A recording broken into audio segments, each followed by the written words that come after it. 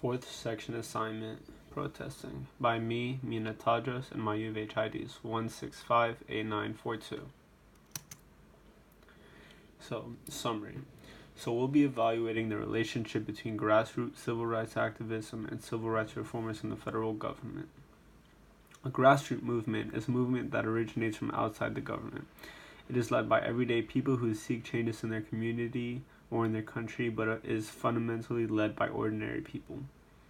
However, the civil rights reformers in the government, such as congressmen and presidents, is pretty much the opposite. They are people in higher authority that want changes for the people that they're pretty much in control of. So, motivating factors.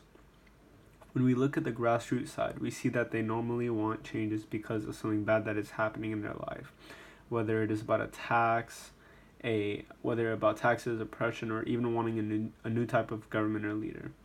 On the other side, we see that the motivating factor for the people in power is usually because they want to improve something in their power, not because of a negative cause, but rather for a positive effect.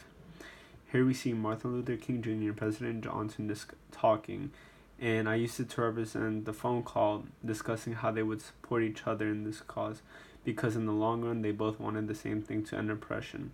And this is from the first link on the week 9 PDF where we hear the discussion between them. Perspectives.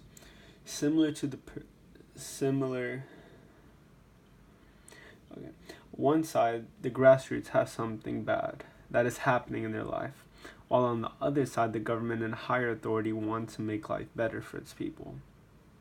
For this picture, we see Police Chief William Parker as reference to the 6th link on the PDF, where we hear Martin Luther King Jr. explain to the president how he felt that William Parker was, and I quote, absolutely insensitive to the problems.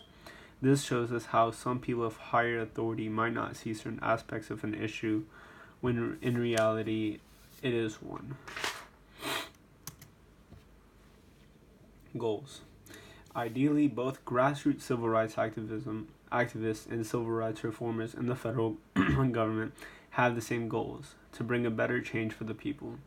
Although it might come from different points of view and might have different motives, they share the same goals. Here we see a picture of a farmhouse, which I actually used to represent the conversation President Johnson had with the farmer in the second link on the PDF.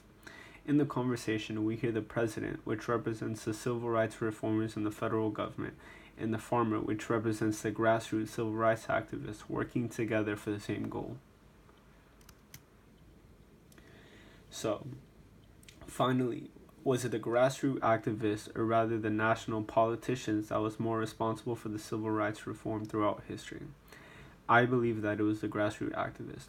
While yes, the politicians made changes possible through amendments and laws, they would have never been put into place if it wasn't for the sacrifices the people made throughout time in history. An example to prove this can be seen on page 60 of the PDF of week 10, where it's quoted, "Who was Dr. King? Many people will tell you of his wonderful qualities and his many accomplishments. But what makes him special to me, the truth many people don't want you to remember, is that Dr. King was a great activist, fighting for radical social change with radical methods. As we can see in the picture, he was willing to be sent to jail without fighting back in order to stand for what he believed in. And to this day, Martin Luther King Jr. is considered one of the greatest leaders in the civil rights movement." So, for my sources, the images were from the Civil Rights Digital Library, the one that was given in the link for the Section 4 assignment, and the documents were from the Week 9 and Week 10 primary documents PDFs.